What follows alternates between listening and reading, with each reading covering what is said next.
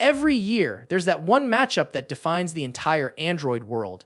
This year, it's between two absolute heavyweights, one built on raw power and polish, the other fueled by brains, AI, and Google's signature magic. And honestly, this face-off might be the closest we've ever seen. The Galaxy S25 Ultra versus the Pixel 10 Pro, two phones that represent completely different philosophies on what a smartphone should be.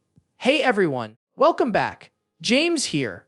If you enjoy deep, honest takes on the latest tech, don't forget to like the video, drop a comment, and subscribe so you don't miss what's coming next. All right, let's dive in. The first time I picked up the Pixel 10 Pro, it just felt right. That compact 6.3-inch frame melts perfectly into your hand, especially after using something massive like the S25 Ultra. It's lighter, easier to grip, and honestly more practical for daily use. The obsidian black finish looks stunning, until it starts collecting fingerprints like crazy. Thankfully, I've been using a thin-borne case that's MagSafe compatible, which kind of fixes that and gives it a minimal vibe. When I'm home though, I usually take the case off because the design is just too clean not to show off. The curved edges are gone, replaced by flat sides that feel modern and purposeful, like Google finally found its design identity. And speaking of identity, Pixel Snap might be one of the smartest moves Google has made in years. For the first time, an Android phone natively supports MagSafe accessories, magnetic chargers, wallets, stands, all work flawlessly. It sounds small, but it changes how you use the phone.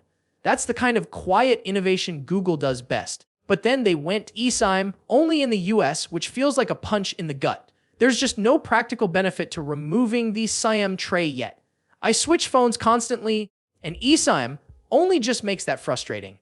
Now, when you hold the S25 Ultra, everything changes. It's bold, boxy, and heavy, a true Ultra phone in every sense.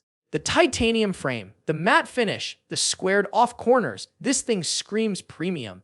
You don't even need to turn it on to know it's expensive. It's the kind of device that demands attention. The exclusive titanium black color, especially under direct light, looks absolutely brutal in the best way. But let's be honest, it's a two-handed phone.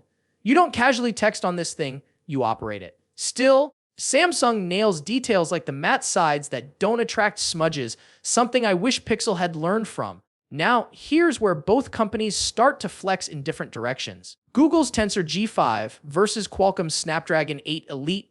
It's like comparing a scientist and an athlete. The Tensor isn't the fastest chip out there, but it's incredibly smart. It's built to enhance AI features, not just benchmarks. On paper, the S25 Ultra dominates in real-world use. You'd be surprised how little difference there actually is.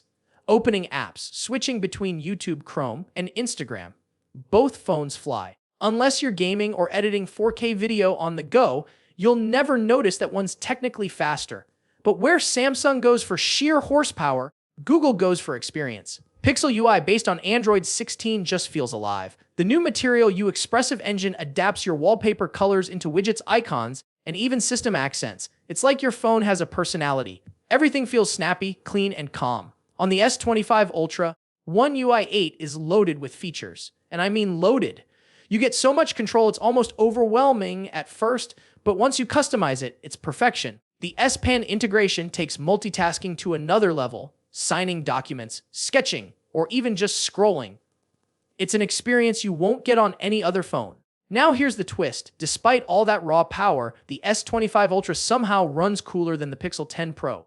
Google's chip tends to heat up when you're multitasking or shooting extended video. Samsung solved that with an improved vapor cooling system, making it the better pick for power users. But the Pixel fights back with efficiency. It may not be a gaming beast, but it's incredibly optimized for everyday use.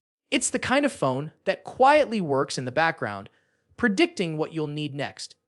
It's subtle, but it's smart. And then there's the camera story, easily the most heated part of this rivalry. The Pixel 10 Pro has that classic Google camera magic, natural tones, incredible dynamic range, and shots that almost always look real. Its new 100xi enhanced zoom is shockingly good. You can zoom in on a faraway sign and still read it clearly, something that used to be Samsung's territory.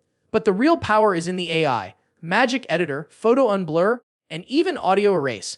They feel like mini Photoshop tools that anyone can use. The only thing holding it back, video. The stabilization is great, but the overall processing still isn't iPhone or Samsung level. The S25 Ultra, on the other hand, is a camera monster, 200 megapixels, 50MP telephoto, 5x optical zoom. It's absurdly versatile. The images pop, almost too much sometimes, but that's Samsung's style. Their new generative edit tool, though, is seriously impressive. It removes background objects with cleaner edges than Google's Magic Editor most of the time. For night photography, the S25 Ultra wins hands down. It captures more light, less noise, and just looks cinematic. Still, when it comes to natural, balanced photos, the Pixel has that unbeatable, real-life feel. And then comes battery life, the silent deal-breaker for so many people. The S25 Ultra packs a 5000 mAh cell, and it just refuses to die. 7 to 8 hours of screen, on time easily. The Pixel 10 Pro, with its 4879 mAh battery, averages about 6 hours. Not bad for its size, but you feel the difference. Charging speeds tell the same story. Samsung gives you 45W wired charging. Google sticks to 30W. It's not slow, but it's not flagship fast either. The real surprise is that the Pixel now supports Qi2 magnetic wireless charging up to 25W. That's faster than the Ultra's 50W wireless speed. Plus, you get magnetic accessories out of the box. No case required. That's a game changer for convenience. Let's talk displays, because this is where Samsung flexes like no one else. The S25 Ultra's panel is just jaw-dropping. It's huge, nearly bezel-free, anti-reflective, and hits around 200 nits of brightness outdoors. It's like looking into liquid color. The Pixel isn't far behind, actually, 300 nits peak, slightly smaller, and just as vibrant, but you do notice that extra space on Samsung's side. Watching movies or editing photos, the Ultra simply feels more immersive. Still, for one-handed comfort and compact usability, the Pixel wins my heart. Software updates. Both now promise 7 years, which is insane. Imagine buying a phone in 2025 and still getting updates in 2032. That's unheard of just a few years ago. Google still takes the crown for day one updates, while Samsung has improved massively with One UI's rollout speed. So after all this, which one's actually better? That depends entirely on who you are. If you want a phone that's all about raw performance, battery endurance, S-Pen features, and an unbeatable display, the S25 Ultra is the king. It's the do-everything phone that laughs at limitations. But if you want a smarter, cleaner, more human-feeling experience, something that quietly helps you every day, the Pixel 10 Pro is a joy to use. It's smaller, simpler, and somehow more personal. And here's the thing. I genuinely wish Samsung would make a smaller version of the Ultra, because if they did, that would be the perfect blend of both worlds, the muscle of Samsung and the comfort of Google. Until then, these two phones define the very best Android can offer, just in completely different ways. So if I had to choose one for myself right now, I'd probably go Pixel 10 Pro. I love the compact form, the smarter features, and how effortlessly it fits into my life. But if I were traveling, working long days, or doing heavy content creation, the S25 Ultra would be impossible to ignore. Two champions, two different mindsets. And honestly, no matter which one you pick, you're holding the future of Android in your hand.